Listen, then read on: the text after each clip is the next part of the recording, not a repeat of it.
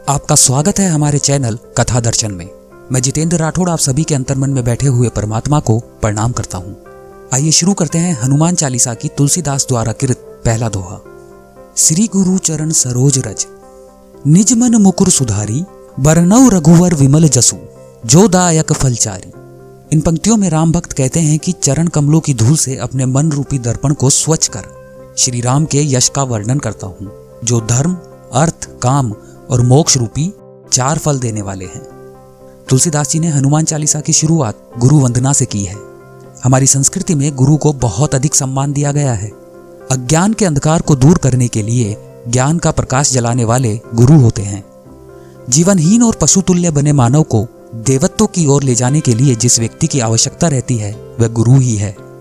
गुरु अनेक प्रकार के होते हैं, जैसे मार्गदर्शक गुरु, शिक्षा गुरु, चंदन गुरु, कर्म गुरु इत्यादि, और प्रत्येक गुरु का अपना महत्व होता है।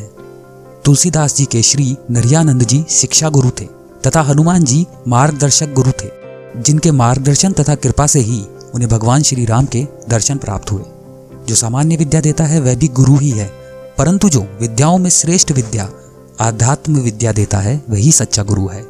हिंदी में एक कहावत है, पानी पीना छान के और गुरु करना जान के, अर्थात गुरु सोच समझकर ही बनाना चाहिए। जगत में अनेक गुरु शिष्य का वित्तहरण, धन संपत्ति चुराने वाले होते हैं, परंतु शिष्य का चित्तहरण करने वाले गुरु बहुत कम मिलते हैं। विचार कीजिए, जीवन का लक्ष्य क्या है? भगवत प्राप्ति ही हमारे जीवन का लक्ष्य है। अदृश्य के पास जाना है, अदृश्य शक्ति पर प्रेम करना है, तो जीवन में मार्गदर्शक गुरु की आवश्यकता पड़ेगी ही। तुलसीदास जी को भगवान श्री राम के दर्शन हनुमान जी की कृपा तथा मार्गदर्शन से ही प्राप्त हुए थे। आध्यात्म में गुरु की आवश्यकता होती है, क्योंकि गुरु तथा संतों के चरण रज मतलब उनके पैरों की धूल की महिमा अनंत बताई गई है। गुरु और संतों की संगत में हम शुद्ध होते हैं, पवित्र होते हैं।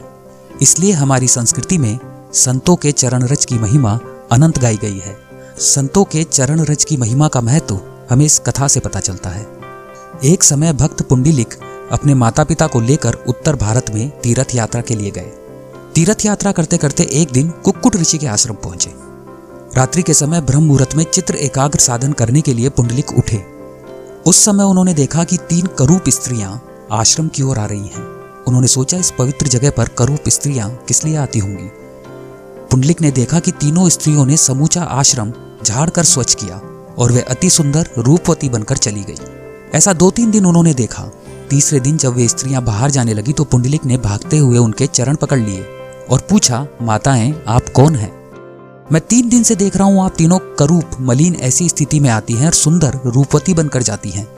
उन्होंने कहा, हम गंगा, यमुना और सरस्वती हैं। सब लोगों के पाप हम में धोते हैं, इसलिए हम काली, करूप और मलिन हो जाती हैं।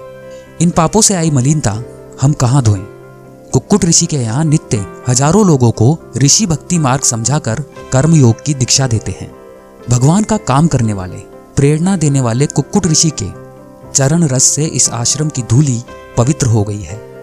जब हम झाड़ू लगाती हैं तो ये पवित्र रज कण हमारे शरीर पर पड़ते हैं, जिससे हम सुंदर बन जाती हैं। हमारे जैसे लोगों को संतों की चरण रज पवित्र लगती ही है, परंतु स्वयं परमात्मा को भी संतों की चरण रज पवित्र लगती है। इसलिए तुलसीदास जी ने हनुमान चालीसा के प्रारंभ में गुरु के चरण रस से मन रूपी दर्पण को स्वच्छ करने की प्रार्थना की है।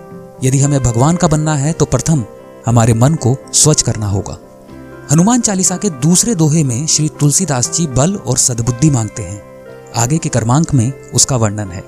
कमेंट बॉक्स में जय श्री राम लिखकर हमारा उत्साह बढ़ाइए। आपको हनुमान चालीसा का यह क्रमांक अच्छा लगा तो इसे लाइक करें, अपने दोस्तों और परिवार के साथ इसे शेयर करें। ऐसे रोचक क्रमांक आपको आगे भी सुनने को मिलते रहें, इसके लिए आप हमारे चैनल को अभी सब्सक्राइब करें।